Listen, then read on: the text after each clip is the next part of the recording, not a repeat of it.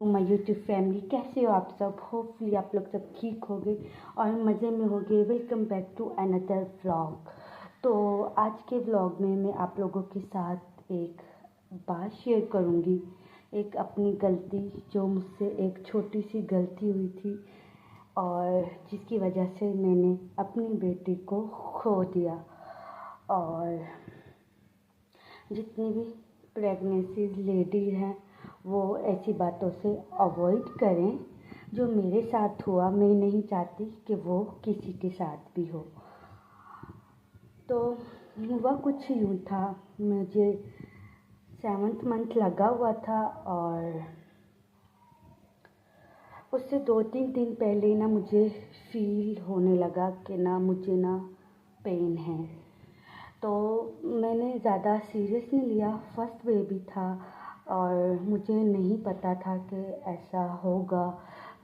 मैंने मतलब सोचा भी नहीं था कि मेरे साथ कुछ ऐसा होगा। हुआ कुछ यूँ था, मुझे 7th मंथ स्टार्ट था और मुझे ना एक साइड पे ना हरकत फील नहीं हो रही थी, बट मुझे नहीं पता था। मैं अपने ससुराल थी और उसके 2 दिन बाद मुझे जाना था अपने घर। तो मुझे पेन होती रही, बट मुझे नहीं पता था कि ये पेन किस लिए हो रही है, किस वजह से हो रही है। तो उसके 2 दिन बाद मैं चली गई अपनी अम्मी के पास। सर्दियों के दिन थे और मेरा 2-3 दिन से ना दिल बहुत ज़्यादा ना अपसेट था और मुझे रात को नींद नहीं आ रही थी। और जिसकी वजह से ना मैं रात को उठ के तहज्जुद पढ़ती थी और अजीब सी ना बेचैनी मुझे लगी रहती थी। अच्छा, तो 23 दिसंबर की बात है, 2019, 23 दिसंबर। और तब मैं अचानक बेड पे लेटी हुई थी, सर्दियों के दिन थे और अचानक से ना मुझे ना पेन स्टार्ट हो गई। तो जैसे ही मैं अपनी मम्मा के पास गई कि बहुत ज़्यादा मुझे पेन स्टार्ट हो गई और साथ ब्लडिंग भी स्टार्ट हो गई, मैं मम्मा के पास गई तो मेरी मम्मा ने कहा ठीक है हम चेकअप करवाते हैं, अचानक से ये क्या हो गया है। तो उसके बाद हमने चेकअप भी करवाया तो डॉक्टर्स ने ज़्यादा कुछ बताया भी नहीं, दम वगैरह भी करवाया। और उससे अगले दिन मुझे रात को ख्वाब नज़र आया।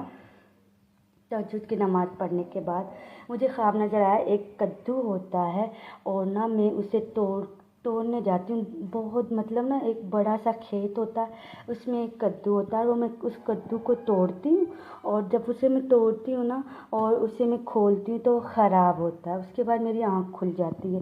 तो मुझे नज़र आया ये ख्वाब।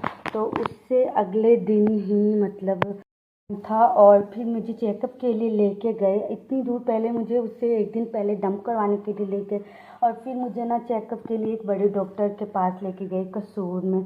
तो मैं बड़े डॉक्टर के पास गई तो उन्होंने तो सबके मतलब अल्ट्रासाउंड हो रहे थे, सब पूछ रहे थे हमें क्या है, हमें क्या है।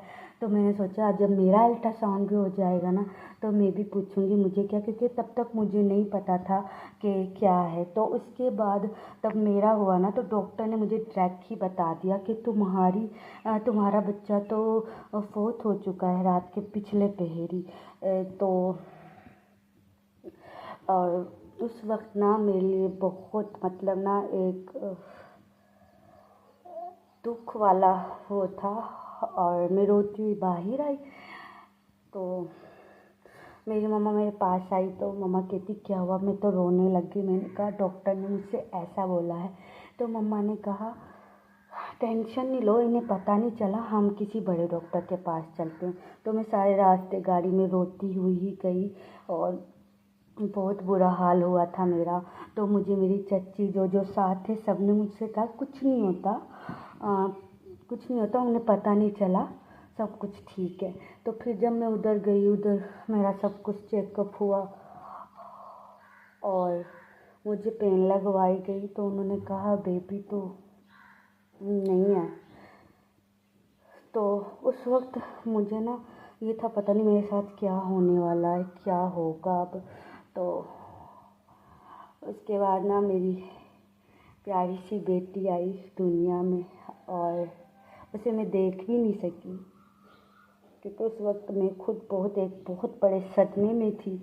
मम्मा ने मुझसे कहा था, जब वो पैदा हो गई थी मम्मा ने कहा था इसे देख लो, बट मेरी इतनी हिम्मत नहीं थी कि मैं उसे देख सकूं।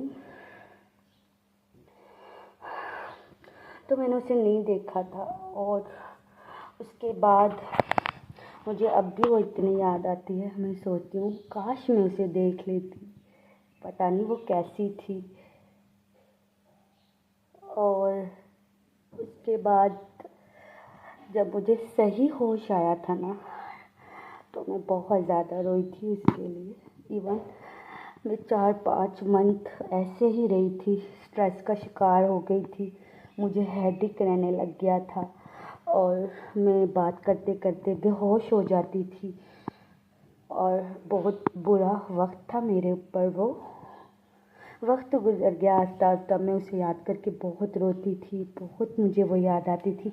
अब भी मुझे वो मेरी बेटी बहुत याद आती है और मैं उसे भूल नहीं पाती। खैर, उसके बाद दोबारा से जब मैंने एक्सेप्ट किया, ज़ुहान आने वाला था, तब जाके मेरी ये बीमारी हटी। मेरा बहुत चेकअप करवाया, बट मुझे जो ये बात करते करते मैं बेहोश हो जाती थी, ये बीमारी दूर नहीं हुई। उसके बाद अल्लाह ने मुझे बेटा दिया, फिर बेटी दी, और अल्लाह का लाख लाख शुक्र है।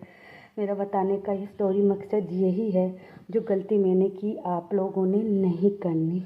आपको थोड़ा सा भी पेन हो 7th मंथ में या 3 मंथ में, फ़ौरन अपने डॉक्टर के पास जाओ, सारी सूरत हाल उनको बताओ।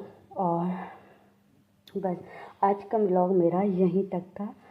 तो 25 दिसंबर को मेरी बेटी की डेथ हुई थी और वो दिन मैं आज तक कभी नहीं भूलती। जब भी 25 दिसंबर आता है तो मैं उस दिन को याद करके बहुत उदास हो जाती हूँ। फिर मैं अपने बच्चों को देखती हूँ कि अल्लाह तेरा लाख लाख शुक्र है, ये तो हैं। चलो, वो बेटी मेरा उधर आखिरत में वेट कर रही होगी।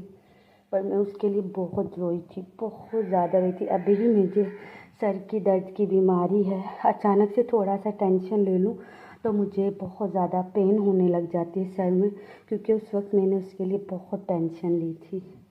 खैर, मेरा आज का व्लॉग यहीं तक था। हम मिलेंगे नेक्स्ट व्लॉग में, तब तक के लिए अल्लाह हाफिज़।